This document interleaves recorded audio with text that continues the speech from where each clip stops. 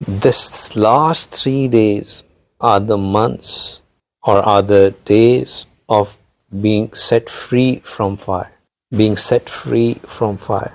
There is a fire that Allah has lit, and that fire is real, that fire is alive, and that fire is waiting. It is as much waiting for people as Jannah is. When Allah subhanahu wa ta'ala mentions Jahannam, when He mentions Nar, when He mentions the painful punishments, be them in the grave or in Jahannam itself, the various categories of Jahannam, the various levels and the different punishments that would be laid out to people in Jahannam, the purpose of all of that is not to make anyone feel guilty.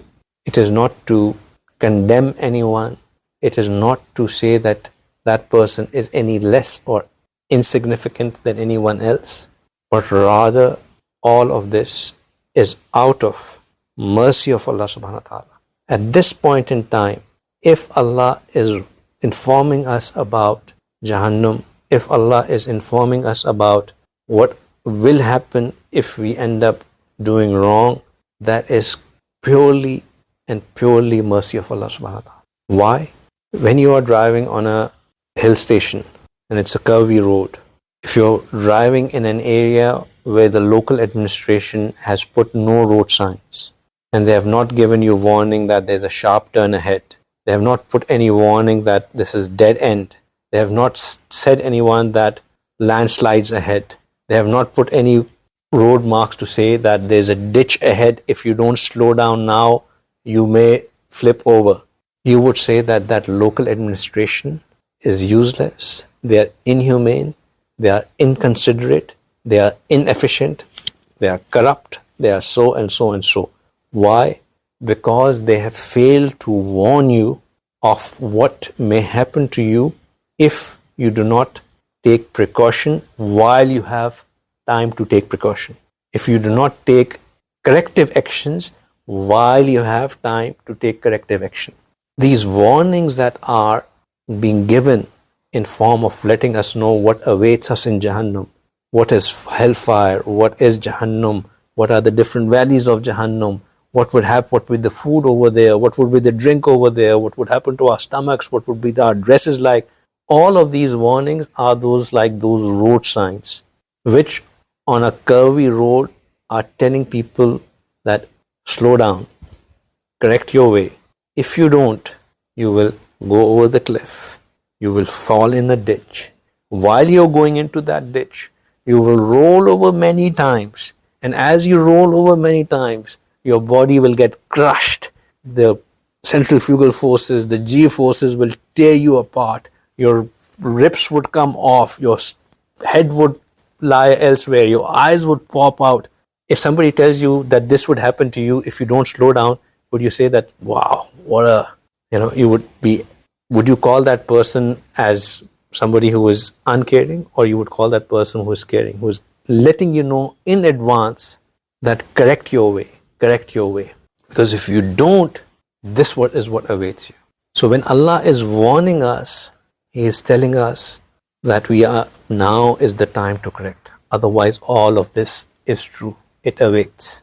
Allah subhanahu wa ta'ala, He tells us that, Ya ayyuhallazina amanu, those of you who believe, who save yourself, protect yourself. Anfusakum, ku is protect anfusakum, yourselves. Wa ahlikum, and your families. Don't just worry about yourself. Don't be selfish. Worry about your families, your loved ones as well. Save yourself from what? Ku from what? Nara. Save yourself from the fire. Save your families from the fire. Ku anfusakum wa ahlikum nara. وَقُودُهَا النَّاسُ وَالْحِجَارُ. The fuel of that fire are the humans and the stones. عَلَيْهَا مَلَائِكَةٌ. Upon it are angels as guards. What kind of angels? غِلَاظٌ شِدَادٌ. They are severe and stern. Those angels are not pleasant looking, nice. When we think of angels, there will be noor and there will be whiteness and relax and like these angels aren't like those angels. They are stern and severe. The term Allah subhanahu wa ta'ala uses, alayha malaikatun ghilazun shidad. They are stern angels. The angels who will come and question us in the grave, Munkar Nakir. The description of those angels is that they would be, extremely dark, with long nails, long teeth, wild hair, fiery eyes, sledgehammer in one hand, chainsaw in the other hand, swinging and loud voice, and like you look at them and just looking at them, it will. What kind of question are they supposed to ask? Does anybody remember? What are the three questions that they will ask? Ma Rabbuk, right? Man Rabbuk, Ma Rasuluk, and Ma Dinuk, right? Who's your Rabb? Who's your Rasul?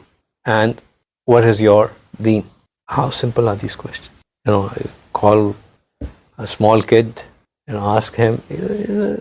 He'll just tell you, playfully, what are these three answers? Allah, Rasulullah Sallallahu Alaihi Wasallam, and Islam. But if the same questions are being asked by a teacher who is tough, I don't know when was the last time you guys studied, but if you recall, remember the most strict teacher that you had, and he would ask you 2 plus 2, what is 2 plus 2? Right? And then now you're like,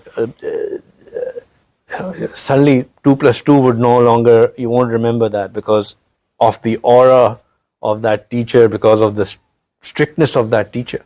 Gichi band ho jati.